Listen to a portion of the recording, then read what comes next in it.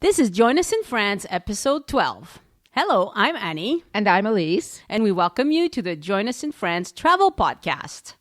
Elyse is a professional tour guide, art historian, and a really good storyteller. Yes. And we are here to help you prepare your trip to France.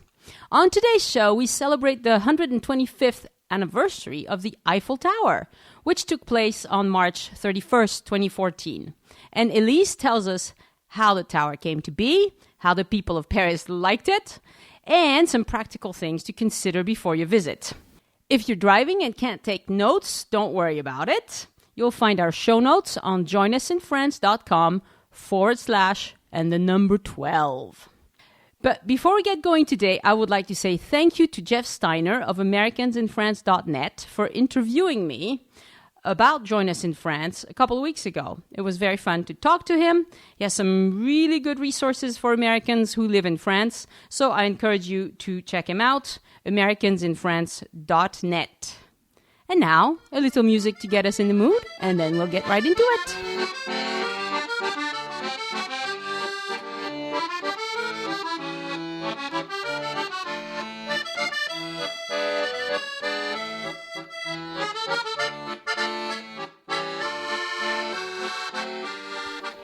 Hi, Annie. How are you doing today? I am fine. How are you, Elyse? Oh, I'm fine, and I'm so excited to be talking about that strange thing called the Eiffel Tower.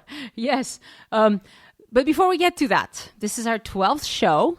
Our listenership has been growing steadily, and it's really, really encouraging to us. Thank you out there for listening to us. Now, we're on iTunes and Stitcher Radio, and that's great. But, there's always a but, isn't there? Both iTunes and Stitcher have this bad habit of relying very heavily on reviews to decide how good of a show is and how much visibility they're going to give it, which kind of makes sense, I guess. So for now, we're a little bit hard to find because even people who are looking for information on visiting France, they can't really find us easily. They have to know the name of the show to find us. Join Us in France. That's right, Join Us in France. But I mean, who says, "Oh, I want to hear about the Eiffel Tower. I think I'm gonna go to iTunes and type Join Us in France." Like, it's a cute name, but it's not very descriptive. I think in the long term it'll serve us well. But anyway, there's a way to fix all that, and this way is for our listeners to go and write us a review, you see. If they do that, if they can see that we're getting reviews, they bring us from the back of the store where it's dark and damp and nobody can find us to the front, and they put the lights on and they make it look gorgeous, and then, it's going to be fabulous because people just browsing for France or for travel, it'll suggest it to them. So we would love it if you would do that. There are several people who've already done that, and let me thank them. Sandra Goodwin says, "We're a great armchair tour." Thank you, Sandra. Thank you, Sandra. Yes, I hope you come visit for real, too. I mean, armchair is good, but for real is better. Geneva JG, who says she couldn't recommend these podcasts more highly. Thank you, Geneva. Then we have Little Jack Slade 2, who says we're an absolute must for art history and architecture aficionados. Yay. Yes, thank you, Little Jack Slade 2. And KRS Chicago says merci. Oh, nice. For this informative and entertaining podcast. Thank you, KRS. We'd love to mention you as well on an upcoming show. So make us very happy and give us more visibility by writing us a review in iTunes or on Stitcher Radio. On Stitcher, I think all you do is like a thumbs up kind of thing. But I live in France, so I don't use Stitcher very much. So okay, so was that enough promotion for one day, Elyse? Yeah, I think it is. I feel like I've just had to do with a traveling salesman who knocks on my door, It's like, sorry, I have to do it. I know. It's either that or spend $1 million on advertising. Yeah, I know. It's really good. It's really good to hear the reviews, though. Yeah. It really is. Okay, so the Eiffel Tower. Okay, so let's talk about the Eiffel Tower. And I'm sure if I ask you the same question we would ask anybody else, which is, what is the one monument that you think of if you hear the word Paris? Oh, definitely the Eiffel Tower. Definitely the Eiffel Tower. And I would guess that actually it's the same even if you just say France. Although some people might say castles or, True. chateaus or something like that. Yeah. But we really know that the icon that represents Paris and really France in the outside world is the Eiffel Tower. Yeah. What I'd like to do is give a little bit of background information about it because the actual background history is fascinating. It really is. So it's called the Eiffel Tower because the man whose company built it was Mr. Gustav Eiffel. Yes. Who, in spite of his name, which sounds very Alsatian, was actually born in Dijon, which is in Burgundy. It was actually his grandparents' name, and he used it for professional reasons. And he was born in 1832 and didn't die until 1923. He was 91 when he died. Wow, that's nice. Yeah, and what the story is fascinating. There are two things. One is very important because it has a lot to do with a lot of the architecture and design that was done starting in the end of the 19th century in Paris and then in Europe. That was the creation of a new material called cast iron. You know, up until that time, iron was hammered out. Oh, okay. It was actually, you know, all the beautiful grill work you see everywhere. If it's really older than the beginning of the 1800s, it means it was all done by hand. It was a forger-own, you know, who was standing there like in the movies and hearing the songs, you know. One of my grandfathers, that was his job, yeah. And then the cast iron, I don't know exactly how, was created. It was invented in the north of France because that's where all of the steel and iron mines were in the iron industry.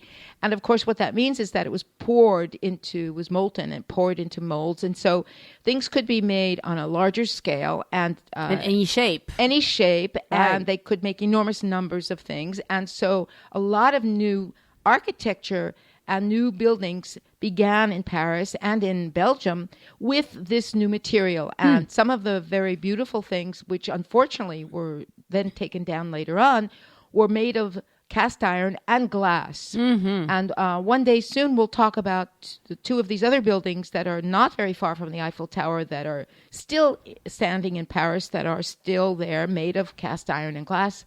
But for the moment, let's talk about the Eiffel Tower. Yeah. So Mr. Eiffel, he had a construction business. He was actually a structural engineer, and he had a company, and he did very well. Starting immediately after his studies, he was basically known, believe it or not, as a designer of bridges. Well. And of course, bridges are metallic structures, especially at the end of the 19th century.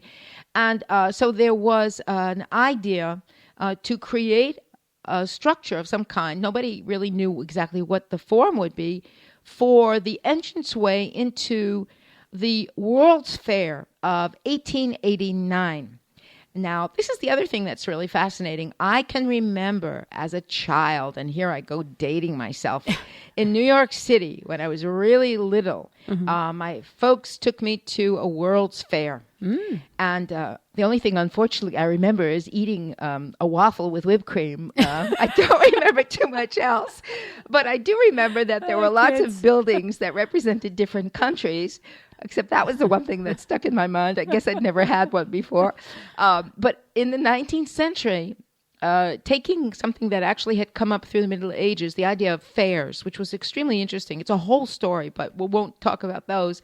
But in the 19th century, with the Industrial Revolution, they decided, the different countries in Europe decided it would really be good and kind of cool to show all of the recent developments, industrial, technological developments.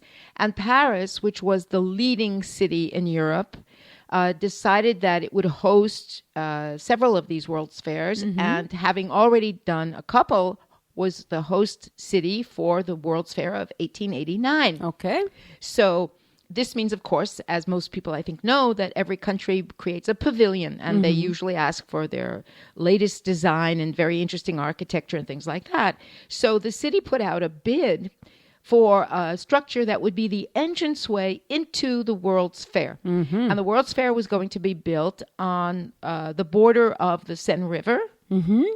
And so they gave an allotted space, actually on the other side of the river, that would be a kind of magnificent entranceway in. And Eiffel had some architects and designers working for him, and they came up with the idea of using this new material and creating basically what would be almost like a a Lego kind of structure. I mean, nobody had ever done anything like that before. Most people, of course, we'll talk about that in a minute. They said they were out of their minds anyway. But they said, why don't we try something new? And so they put together some sketches and they talked to Mr. Eiffel. And the idea was to create this tower. It's a very strange form, as some people I think already know, because it's very wide on the bottom and it narrows as it goes up to the top. So it wasn't like a typical old tower anyway. Yeah. And it wasn't closed. It wasn't a full building, but it was meant to be an entranceway. And so sorry to interrupt you, but you can really see that. Google has this cultural institute, and the Google Cultural Institute did a whole research project on the Eiffel Tower. And if you go to Google that Eiffel Tower, Google Institute, you will find the most stunning old pictures where you can totally see the entranceway, how it was built, right. the different steps. I mean, it's a really interesting. It's not only interesting, but to know that because by the 1880s, photography was very popular, it's totally documented. You can actually see the entire development of how it's built stage by stage. Yeah. And and Eiffel was a very meticulous man. So everything is kept. And in fact, that will bring us up to something I want to talk about at the end, about something that's going to open up very soon at the Eiffel Tower. But this is what is really interesting, is that Eiffel is not the man who designed it. He was the man whose company built it. But he had very, very good connections. So the story is that even though it was what I guess we call an open bid for different designs, it was pretty much decided ahead of time that his design, this strange tower design, would be the one accepted. Yeah, well, it works that way in a lot of... We're not talking necessarily even about, money or anything like that. It's just that he was very, very good friends with one of the city commissioners who liked his work. And there was a little bit, there was some talk at the time about not necessarily that he was giving money to be chosen, but why was this design chosen? After all, they hadn't really taken a good look at other things. But his design was indeed chosen. They began working on the construction in 1887. Okay.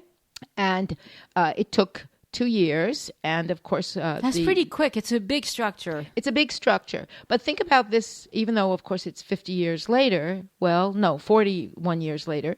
In 1930, the Empire State Building was begun, and it took exactly 1 year. Oh, wow. 1 year. So when you think about the advances in technology through the 19th century and beginning of the 20th century, they really are remarkable. Of course, what we have in front of us with the Eiffel Tower, though, is just nuts and bolts. Just cast iron and bolts, and that is all. Now, one of the things, and I know we're going to have pictures set up on the podcast site.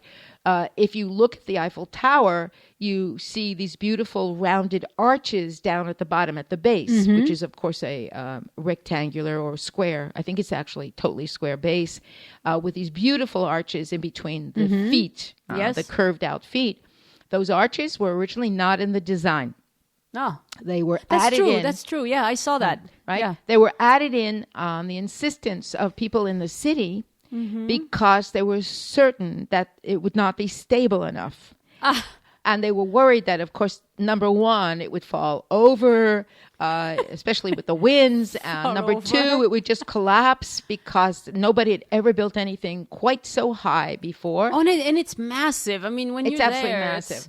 It's nothing like you've ever seen. It's a really stunning. Just being there, you feel really, really, really small. You feel small, right? Yeah. So, in fact, what happened was he reluctantly added in those curved pieces. And interestingly enough, now, of course, I'm the artist and art historian, designer.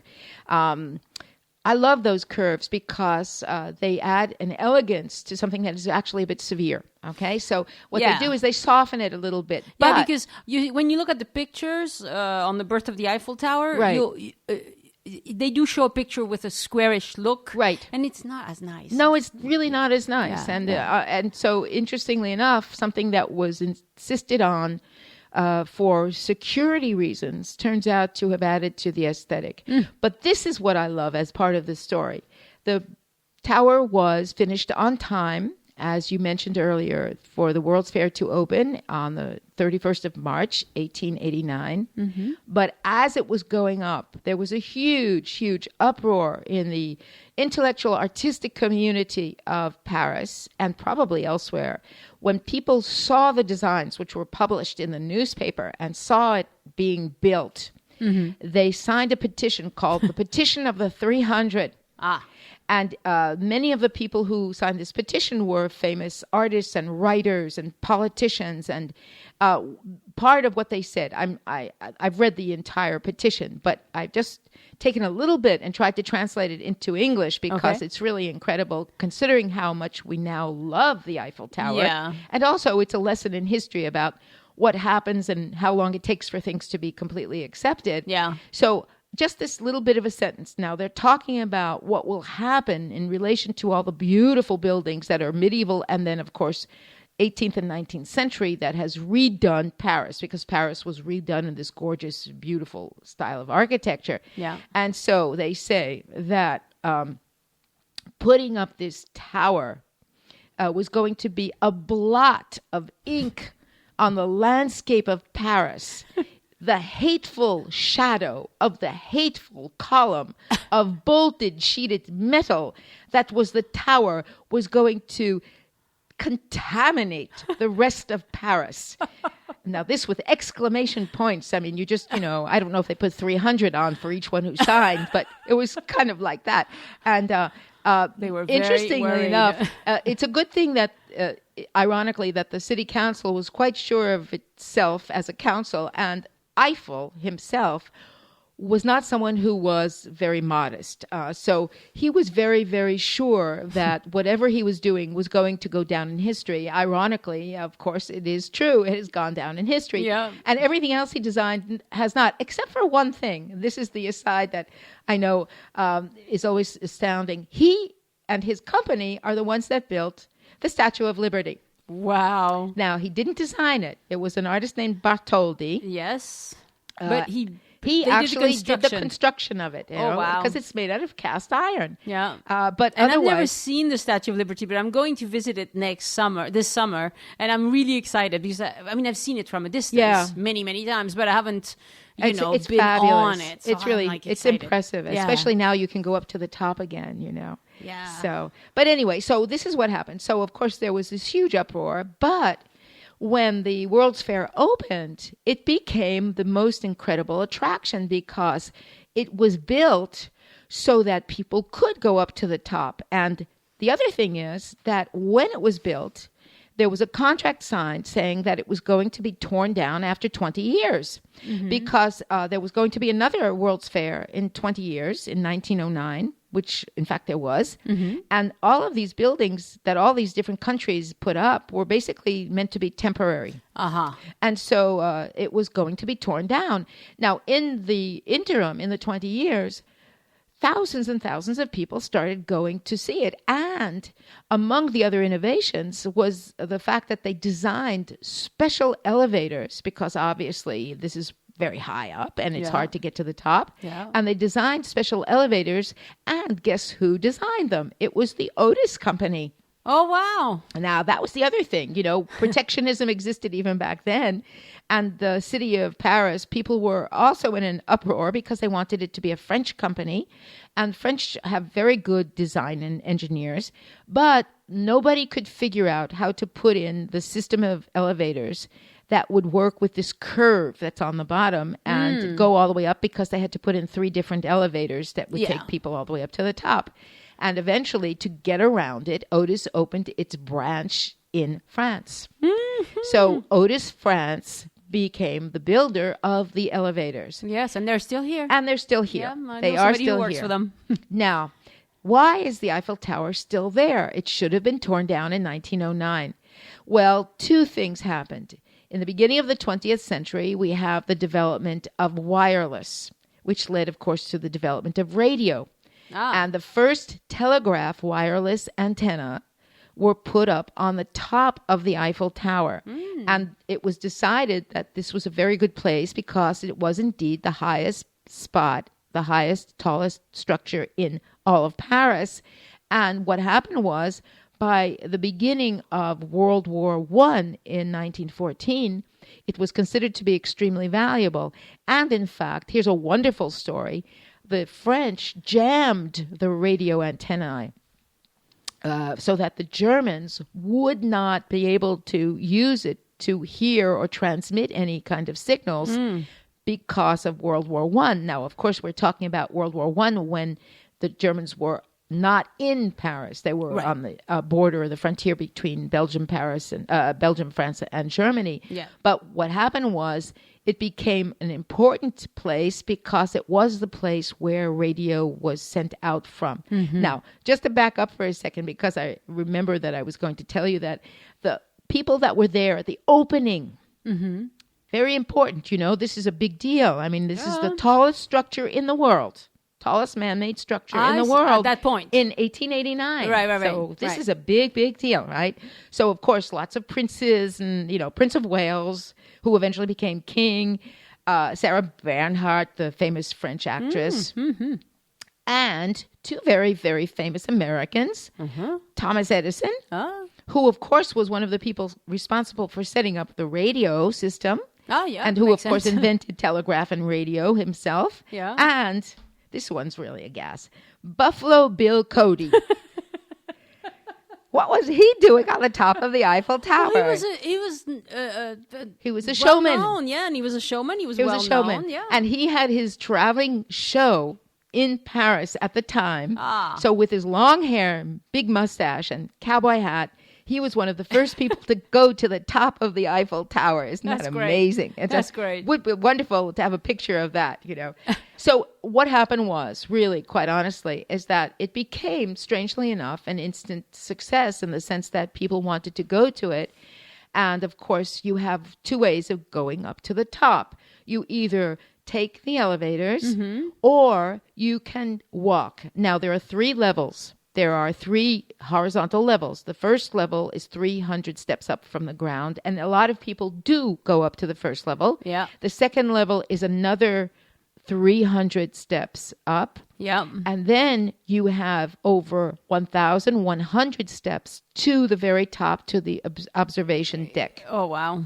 Now, most people obviously take the elevator. It's really, really, really arduous, and you have to have a very strong heart to go to the top. Yes. So when we discussed this before, I told you that I had walked all the way to the top. Right. And then I talked about it with my cousin. Yeah. And she says, "No, you're didn't. remembering wrong. We just walked to the second level." I was going to say, that sounds more plausible to me, really, even if you were just a kid. I was 9 years old, and it felt like it walked to the top. Yeah. No, notice how you remember it all these years later. So it must have been quite impressive. I do. And well, she was an adult, so she says, "Oh yeah, I remember it very well. Nobody would walk up with me except for you." So there you are. But she's like, you did make it to the second level. That's pretty good, anyway. So Second World War again. What happened to the Eiffel Tower? Because now, of course, unfortunately, we have the Germans who are occupying Paris and France. And this time, this is interesting because I like all of these examples of what we could call passive resistance, right? The cables to all the elevators were cut. And they were destroyed in such a way that the Germans never had either the wherewithal or the time to try to fix them. So they could not use the tower. They could not use it for radio signals. And at the end of the war, when they were about to evacuate, knowing that they did certain things that were a bit, what we can call spiteful, if nothing more than that. Yeah. They wanted to get to the top and leave a flag to show that they had actually been there. And apparently they chose several of the most fit of the young officers, I suppose, and they did make it up by foot to the very top, and they planted the Nazi flag, which within 3 or 4 minutes was blown away by the wind. Perfect. So there you are. So, I like it. Yeah, isn't that a great story? Yeah. So there it is. It is the most visited paid monument in the world. Oh, wow. In the year There are certainly a lot of people. There are a lot of people. And think about how many monuments and things are visited. So you have the Vatican, you have the Louvre. I mean, there are lots of things, but the Eiffel Tower beats them all, really beats them all. In the year 2010, I don't know who the person was. I hope they gave that person more than just a free ticket. There was the 250 millionth person who went up to the top. I hope all the lights went on and sirens rang and things like that. I mean, could you imagine? Just by pure chance, you're that person. You know? That's great. Maybe they got a free meal in the wonderful restaurant there. Okay, let's talk about what's inside the tower. There are, as I mentioned, 3 levels. On the first level, which is the level that very few people actually stop at now, and I'll explain in a minute, but there's some changes that are going to happen soon. It's where you change for another elevator, and there is just this kind of little souvenir shop. And then if you go to the second level, you have another shop, and you have this very fancy restaurant called the Jules Verne restaurant, which is run by the famous chef Alain Ducasse, who has now got a restaurant empire anyway. Yeah. And it's apparently a fabulously, fabulously wonderful restaurant. Okay. However, it's €100 for lunch. It's a bit which expensive. is about $135 for lunch. So you have to know that, and it's a restaurant that you have to have a reservation at least 3 months in advance. Oh, well, yeah. Okay? Most of the time. So I know of a couple of people who came to Paris and were given as a present by somebody in their family a lunch at the Jules Verne restaurant. I thought that was really nice. Yeah, I would that's like very nice. somebody to give me that as a present. But Love you're not it. begging or anything. Oh, I'm not begging or anything. And of course, one of the things besides the fact that the food is supposed to be exquisite is that you have this fabulous view. Yeah, the view is very view nice. is unbelievable. Yeah. So there are things that are going to happen to the Eiffel Tower. They are in the process of renovating the elevators. And I was wondering why the last time I took a group there, which was a few months ago, there were still very long lines because only one elevator side is open. Because normally there are elevators on 2 sides, east side and west side. Yeah. And so, in fact, it's usually managed fairly well so that you don't have to wait too long. Yeah. But it's because, in fact, on one side they're in the process, and it's taken longer than expected, to do a complete renovation of the elevator system because it really is getting to be archaic. Mm-hmm. And they're setting in a second system of elevators that they think will hopefully be more efficient. So people should be, if they go soon, a little bit patient and know that there are obviously certain times of the day and certain months of the year when you will have to stand online. Now, even buying the ticket ahead of time doesn't change anything. See, so you can buy a ticket ahead of time, but it doesn't mean you get into the Eiffel Tower Right, any you still have sooner. to line up. You still have to stand online. Yeah. Right. Now, the other thing is, strangely enough, But that, I mean, if you don't get the ticket in advance, then you stand on the ticket line. you have to do 2 lines. Right. So if you want to avoid the ticket line, get your tickets in advance. You know? Exactly. That's what we did, and I think it worked out really well. But you probably went before they were doing this work. And it is true that when they had the 2 sides opened with the elevators, it really went much more quickly. The fact is you can't really designate a specific time because there's such a long line that you really don't know when you're able to get in. I think you can designate a day. I'm not even sure anymore. I don't remember. It was a while ago. I don't remember. But the other thing is, and this is very interesting, is that because after 2010, there was a slight drop-off in the number of people visiting. The reason that the city became worried was not so much that, was that the Eiffel Tower brings in money. Of course. It brings in a lot of money. And what they did a study and realized that people were buying the ticket to go up to the observatory, which is, of course, all the way up on top, which is at 81, the equivalent of 81 floors up. And it's, of course, encircled with glass. Yeah. And the warning to those who want to go up, if you have vertigo, really be careful because the elevators are enclosed in glass, and if you look out, it feels like you are just moving up with nothing in front of you. Yeah. So you have to really, I did this with my mom. This is already going back about 15 years. And I didn't realize that she was somebody who didn't like heights. And she started squeaking like a mouse in the middle of the elevator. And, the elevators, there's several of them. And I thought, So I had her turn around and look at the bolts and the columns in the center because it is very fast. I mean, from the 3rd from the second level up to the top. It doesn't take that long. So, and once we were up on top, it's fine because, you have enough space to walk around. How big is it up there, that space? I don't remember. Last time I didn't go up because I am afraid of heights. You are afraid of heights? Yeah.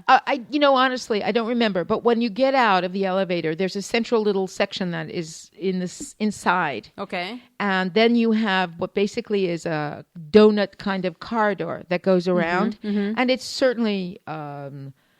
I don't know. I would say 4 meters wide or something like that. I mean, it's enough for lots of people to be up there at the same time. You have the machines that, you can put a coin in so that you can see really far away. Yeah. But of course, what do people mostly do up there is, besides just standing there going, they take photos. So one of the new things that's going to happen, and this is not until next, I think it said in the article I read 2015. So this is for you, Annie. We'll get you to go up there because there's going to be a champagne stand.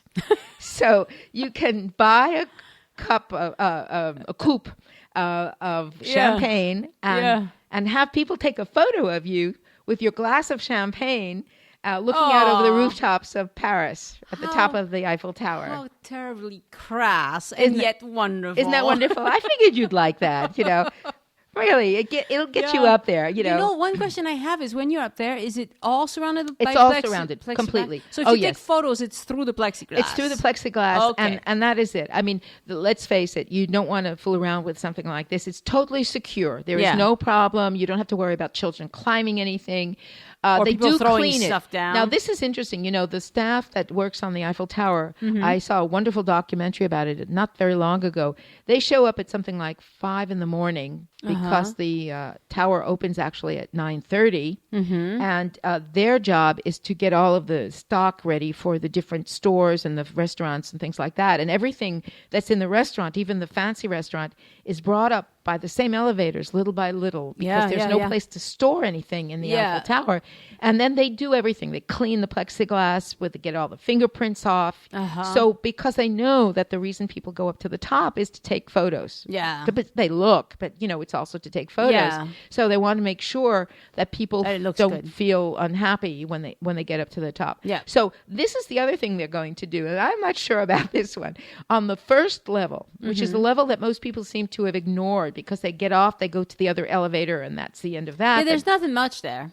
They're going to put in a museum of the history of the building of the Eiffel Tower. Well, see, that sounds like a great idea. With lots of photographs and documentation. They're going to have a nicer store, not just, you kitschy little, Eiffel Tower keychains, keychains, and little thingies or snowballs or whatever. Yeah, which I have one of those, by the way. I have one of those too. I have a lamp in the shape of the I have Eiffel a Tower. keychain. I mean, I'm a sucker. What do you want? I even have a magnet for my refrigerator. But one of the other things they're going to do is they're going to have a cafeteria, and they're going to make the center of the floor made out of very thick plexiglass. So it's going to be transparent. So Under your feet? Under your feet. Ooh, I'm not happy about that. So what's going to happen is that when you stand in the middle, if there's a central host area, right? Because then, of course, you have the cafeteria, you have the museum, you have the store and everything. But if you stand there and look down, you see the ground, which is, of course, far away. It's far away. I mean, it's not as far away as if you're up on top. But they're hoping that will amuse people. Yeah. And that they will take some photographs. But mostly what they're trying to do is get people to stop at that level with the museum and with the cafeteria and the store that will have better items to bring in more revenue, because the Eiffel Tower is basically self-sufficient in terms of its revenue. And it requires enormous amounts of upkeep. Of course it does. It's painted every other year. Yeah. Every other year. Just that. This is cast iron, Can so it you has imagine to be painted, having right? to paint the Eiffel Tower? Paint the Eiffel Tower. I painted my gate, my iron gate, and I complained. You all complained, time. right? Now, what about the Eiffel Tower? Visiting it? Well, in the heart of the high season, you can go there from 9 in the morning to 1:45 at night. Oh, so it's a late visit. You can do a late visit. You It's can do a beautiful at night visit. Now, the night visit, of course, the best way of seeing the Eiffel Tower at night is not from up on top, but from somewhere else, like on a boat on the river. Yeah. You can walk along On the the Bateau Seine, Mouche, it's but the Bateau Mouche all go up and around and make a U right in front of the Eiffel Tower, and Yeah. they stop there for a minute. So at night, it's all lit up, and you see this incredible structure that is absolutely gorgeous. It really is truly beautiful. And 5 minutes at every hour, on the hour, for 5 minutes, it sparkles with Yeah. lights. And Yeah. literally, it is just phenomenal. It's beautiful. It's just the beautiful. sparkling is like, whoa. Oh, it's wow. It really is. Yeah. And of course, the 14th of July for what we call Bastille Day, which the French have no idea what that means, by the way. You know, the French don't call it Bastille Day. They call it the anniversary of the French Revolution. We call it le 14 juillet. The 14 juillet, right? Yeah. That's what you call it. Yeah, right? it's the That's what 14th you of guys July. call it. You know? Yeah. Once I had my nephew, who's a doll. He wrote me a message. He said, I was here. You know, he says, "Hi, happy Bastille Day." I said, "Oh, that's so sweet." And I told that to not you, another French friend, and she said, "What's Bastille Day?" And I'm going, "Okay, you know." It's like I get a message from an American saying Happy Halloween, and I say to a French, and they go, "What's Halloween?" You know. Yeah, which we do. We do have a little bit of a difference there. But anyway, the tower is absolutely magnificent. Yeah. And at night, it lights up. And for different holidays, it changes color. Yes, it does. So the 14th of July is red, white, and blue. Of course. Of course. Of course. Christmas is green and red. And at different events. I've seen it in blue with the stars of the EU on That's it. right. It looks beautiful like And that. when France, this is now going back, unfortunately, too far as the French are concerned, when France won the World Cup, Yes. it was blue because the color of the team is blue. Yeah. That was pretty cool, actually. That was soccer World That was Cup, pretty by the good, way. Yeah. It's really gorgeous. So summer hours are from 9 to 1:45 at night. Winter hours, which starts actually in September, but that's okay. It's from 9:30 till 11:45 at night. So still It's still pretty late. pretty late. You still have time to get up there. You have time to see it from before, underneath, or on the river, or across the river. Or you can go up on top and be part of the sparkle yourself. Yeah. Well, that's a really good thing to know, because one of the problems I think with France is that things close. A lot of the museums close not so late.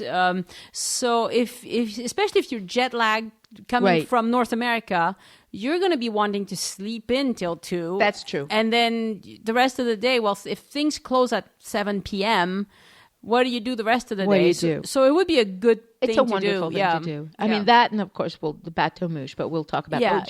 Do you know? Oh, I shouldn't talk about that now. It's another subject. You get me started, and I can't stop. It's okay. Say it's it. Okay. But why are the Bateau Mouche called Bateau Mouche? Do you know why? I have no idea. Okay. Does everybody out there know what a Bateau Mouche is? A Bateau Mouche is one of the wonderful boats that's basically a flat bottom boat that goes up and down the Seine as a tourist boat. Yeah. And takes you basically on about an hour and 20-minute ride. And you see all the major monuments with lights focusing on them. And you have a guide who is comprehensible or not, speaking in English and about 5 other languages. And it's great. It's just one of those things. I've done it so many times. I take all my fun. people with me. I mean, I go on my own. It's wonderful. It's one of those things, I don't tell me. Oh yeah, I love it. But anyway, the Bateau Mouche is Bateau Mouche means the fly boat. Fly as in bzz, one of those. Yeah. But it's not called that because of its shape. It's called that because there was a Mr. Mouche who, believe it or not, this is true, who was the first man to build the boats to do the tourist trips on the Seine River. Monsieur Mouche. Mr. Mouche. Now, talk about bad luck. It was called Mr. Mouche and Company, and it was just like we call, Kleenex because it's a brand, but now we use it as a generic term. Well, it was a Mr. Mouche and Company that was the first company, and now it's just the term used for all of the boats. No, that's a pretty good aside. Isn't that a good one? I really like that one. Anyway. See, I told you she told good stories. I just want to add one thing, because everyone goes to the Eiffel Tower, And the last time I was there, it was a nasty day. It wasn't very nice weather, which of course is not the best day to go. If you have a choice when you are in Paris, obviously, make sure you go to the top on a day when you can see, because the visibility is what's really important. But I was with a few people and I said, it's not the greatest weather, but if you want, we can walk across the bridge, which is right, because the Eiffel Tower is right next to the river, right next to the Seine. And there's a very nice bridge there. I said, why don't we walk across to the other side? Now, remember, when the Eiffel Tower was first built, it was for a World's Fair that was, in fact, on the other side of the Seine River. Mm-hmm. So this was the magnificent promenade entranceway to go across the river up to the World's Fair. And that area is called the Trocadero. And we'll talk about it in detail in another day. But when you go across the bridge, it's a 10, 15-minute walk, because you go across the bridge and you go up a series of steps. There's a little bit of a pond there. But what happens is you go up these very spectacular monumental stairs, and you go up the equivalent of about maybe 3 floors. And you get to this enormous esplanade. Mm-hmm. And from there, you have the most wonderful view of the Eiffel Tower, because it may even be higher than 3 floors up. It feels like it is. And you get a view of the Eiffel Tower and of the park with the grass that's underneath it and that goes into the background. Yeah. And you get a whole vista. Yeah. And you get it's a great thing to do. And a lot of people don't realize that. They just go to the Eiffel Tower. They look up from underneath, they go up to the top. But I would suggest that do that too, especially if you have a nice day or not nice day and you don't want to spend too much time on the top. And you have because a the higher you go, the windier it's going to get. The windier it's going to get. It's, especially for someone like me who's not very comfortable at heights anymore. I used to be fine as a kid. I don't know what happens to people. We're brave when we're young, and then we just get crazy and neurotic as we get older. I guess. No. Anyway, I'm no exception, and so I don't want to be up there when it's super windy. Right, and of course, it blows me over. It's not. It's not. And of course, one of the things that makes it so remarkable is that it was included in the studies. We're talking 1887, 88, the stress of the wind, so it does, of course, move a little bit, but it's all worked into the plans for keeping, it's fine. But if you walk across the river, it's really beautiful. It's a great place to get a wonderful shot, day or night. And it's probably pretty romantic. I haven't done it. It's pretty romantic, yeah. I've seen lots of pictures. Yeah, and another day we'll talk about that area. It's an area that most people, if you ask people who've never been to Paris to name the things that they know and where they want to go, this is not one of them, because people don't necessarily know about it. But when I take people there, they go, wow, Yeah. So we should talk about that maybe sometime soon. Yeah. So anyway, that's really the story of the Eiffel Tower. So pretty soon we're going to have champagne up on top and a glass bottom boat that's actually the Eiffel Tower. And pretty soon there won't be any more line. And just another word, because if people go, whether they go in the morning, in the afternoon, or in the evening, just to know that aside for the moment until at least 2015, you either have this very fancy restaurant or you just have little snack stands down below. And there are no restaurants nearby. It's not an area that has restaurants. Yeah, it's catering trucks kind of It's place. Catering trucks, but they mostly have waffles, crepe, hot drinks, and the typical French ice catering cream, trucks. Maybe some packaged sandwiches. Yeah, but not very good ones. But there is grass nearby. Yeah, so you can bring a picnic. That would be good, I think. Lots of people, I would enjoy that. They do sit on the grass near there, and you can make a very nice half day or more out of a visit to the Eiffel Tower. Yeah, no, I think it would be very fun to do. So there's our story about the Eiffel Tower. Wonderful. For today. Thank you. It's so much fun. So before we wrap it up, I have to go back to something I mentioned a couple of shows ago. I think we were talking about stores and credit cards. And I mentioned that I was going to try my American Capital One card, which does not have a chip, to see if I could use it to buy gas and to pay tolls. And I could not. I couldn't do that either in France or in Spain. I tried it there too. So in the meantime, I have a friend from America who's coming, and I warned him about this, and I told him, I don't know how you're going to because he's going to have a car. I told him, be careful with a car. You're going to have to gas up places where there's an attendant, and there's not that many attendants anymore at gas stations in France. It's mostly automatic. Yeah, it's mostly automatic. And same with the tolls. It's all automatic. And he said that his credit card, his new U.S. credit card, actually has a chip and a pin. Uh-huh. So that's pretty good. But then I heard from somebody else that these new American cards with chip and pins still don't work in Europe. But the man didn't specify if he meant France or if he tried it somewhere else. So I would like to hear from our listeners. If you have used a U.S. credit card with a chip and a pin, did it work? If you use it in France, did it work? It should. But, it's not the end of the world. You can just withdraw cash and pay with cash. Right. But you have to be prepared. But let me just add something to that, because I have a credit card that's an American credit card that has a chip, and it does not have a pin. It just has a chip. Oh. And I went... Oh, yeah. If you don't have a pin... No, it does work, Annie. This is what you have... Yeah. Oh. This is the deal. You have... I know this because I had to go buy a bunch of metro tickets for a group. Mm-hmm. You use it. You put the card in.